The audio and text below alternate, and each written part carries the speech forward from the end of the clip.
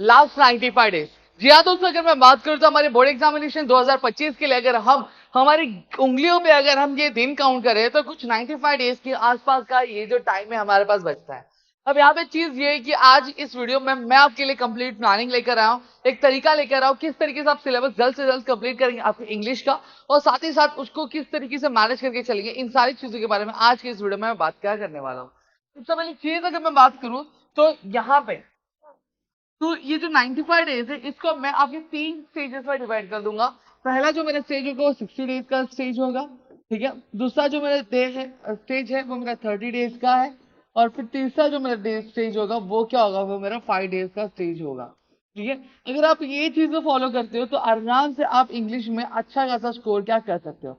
और साथ ही साथ दोस्तों मैं आपको बताता हूँ, नीचे डिस्क्रिप्शन में मैं आपको एक फॉर्म की लिंक दे रहा हूँ। अगर आप हमारे साथ साइंस का साइंस वन मैथ्स का, फिर वही आप इंग्लिश के, आपके मराठी के, लैंग्वेजेस के, मतलब लैंग्वेजेस की अगर चीजें, अगर आप हमारे क्रैश कोर्स में इंटरेस्टेड है कि आपके लिए चीजें लेकर आई जाए, प्लीज मुझे आप वो फॉर्म जो है फिल कर सकते हैं, जिससे हमें कहीं ना कहीं एक आइडिया क्या मिल जाएगा।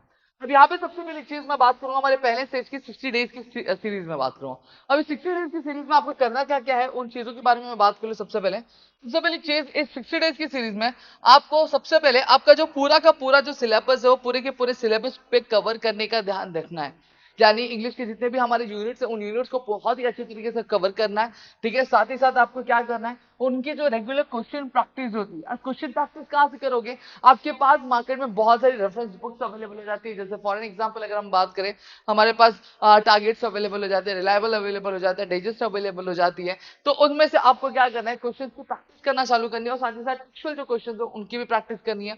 लैंग्वेज फोकस करना बहुत ज्यादा जरूरी है दोस्तों। लैंग्वेज फोकस मतलब कहना क्या चाहते हो सर, लैंग्वेज फोकस में अगर मैं बात करूँ, आपका जो ग्रामर वाला पार्ट होता है, हम हालांकि हमारे जो दोस्त होते हैं वो ग्रामर को बहुत लाइटली लेते हैं, लेकिन लेना नहीं दोस्तों, क्योंकि ग्रामर में आपके जो मार्क्स होते हैं वो कटते जरूर हैं, ठीक है। तो आप चाहो तो अगर थोड़ा सा ध्यान दोगे तो लैंग्वेज में आप अच्छा खासा क्या स्कोर क्या कर सकते हो आपके ग्रामर वाले सेक्शन में।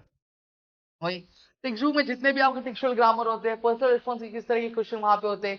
फिर उसके बाद अगर मैं बात करूँ, बहुत जो छोटे छोटे जो एक्टिविटीज होते हैं उन सभी को भी आपको चेक कर लेना। फिर आपको क्या करनी है, आपकी नॉन टेक्सुअल पैसेज की भी प्रैक्टिस करनी है दोस्तों। अभी नॉन टेक्सुअल पैसेज कहाँ से मिलेगा, मार्केट में अभी थोड़े ही दिनों बाद आपकी 21 के अवेलेबल हो जाएंगी, तो वहाँ पे नॉन टेक्सुअल पैसेज आपको मिल जाएंगे। साथ ही साथ अगर मैं बात करूँ, आप रेफरेंस बुक अगर आपके पास कोई होगी तो उसमें भी नॉन टेक्सुअल पैसेज दिए रहते हैं, उनमें से आप चीजें कवर कर सकते हो, ठीक है। अब इतना करेगा तो आपके जैसे 60 डेज की सीरीज में आपका टारगेट कवर कर लिया।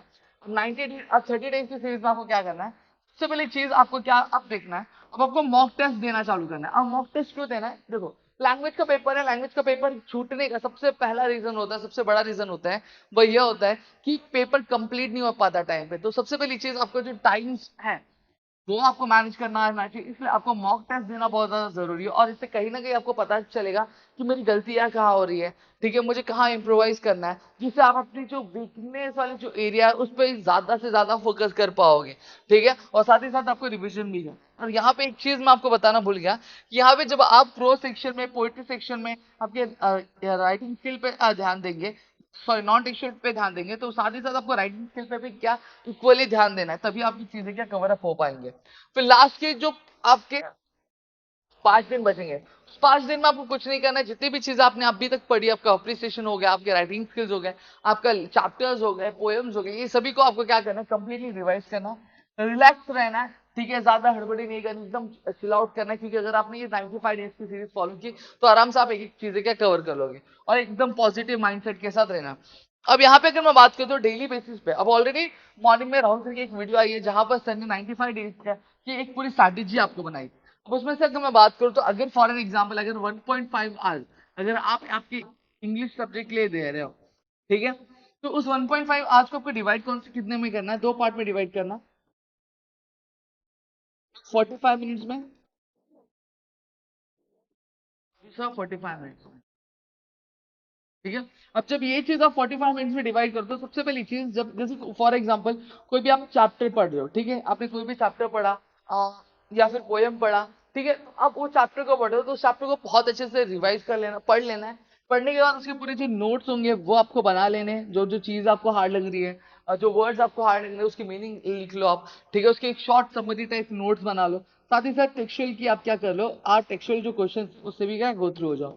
और फिर जो नेक्स्ट 45 मिनट्स होगा, नेक्स्ट 45 मिनट्स में आप क्या करोगे, नेक्स्ट 45 मिनट्स में आप उससे रिलेटेड जो क्वेश्चन होंगे उन क्वेश्चन की क्या करना चालू कर दोगे, प्रैक्टिस करना चालू कर दोगे। इससे होगा क्या, अब आपको एक आइडिया आ जाएगा कि ऑलरेडी क्या क्या क्वेश्चन इसमें आए और कौन से और अलग अलग तरह के क्वेश्चन यहाँ पे क्या बने जा सकते हैं। और इन्हीं में आपको क्या करना है, उसके जो पीवाईक्यूज होंगे उस चैप्टर से रिलेटेड अगर कोई पीवाईक्यू पहले भी क्वेश्चन में एग्जाम में पूछा गया है तो किस तरह का क्वेश्चन था उसको भी आपको एक बार क्या चेकआउट कर लेना, जिससे अगर वो भी अगर आपको एग्जामिनेशन में पूछा जाए तो आपको उस चीज की भी क्या आइडिया क्या होनी चाहिए। तो यहाँ पे मैंने पूरा अपना 95 डेज की जो स्ट्रैटेजी वो बता दी है, किस तरीके से चीजें कवर करनी चाहिए, क्या तरीका होना चाहिए, सारी चीजों के बारे में मैंने बता दिया। आई होप सबको चीजें यहाँ पे क्लियर हो गई होंगी और इसमें किसी भी तरह का डाउट नहीं होगा। Still if you have any kind of doubt please do let me know in the comment section. और अगर ऐसी वीडियो और चाहते हो तो प्लीज मुझे कमेंट सेक्शन में बताना, हम और भी कई सारे वीडियोस आपके लिए लेकर आते रहेंगे दोस्तों। तो मिलेंगे हमारी अगली वीडियो में, तब तक के लिए घर पर सुरक्षित अपना ध्यान जरूर रखना दोस्तों। जय हिंद दोस्तों।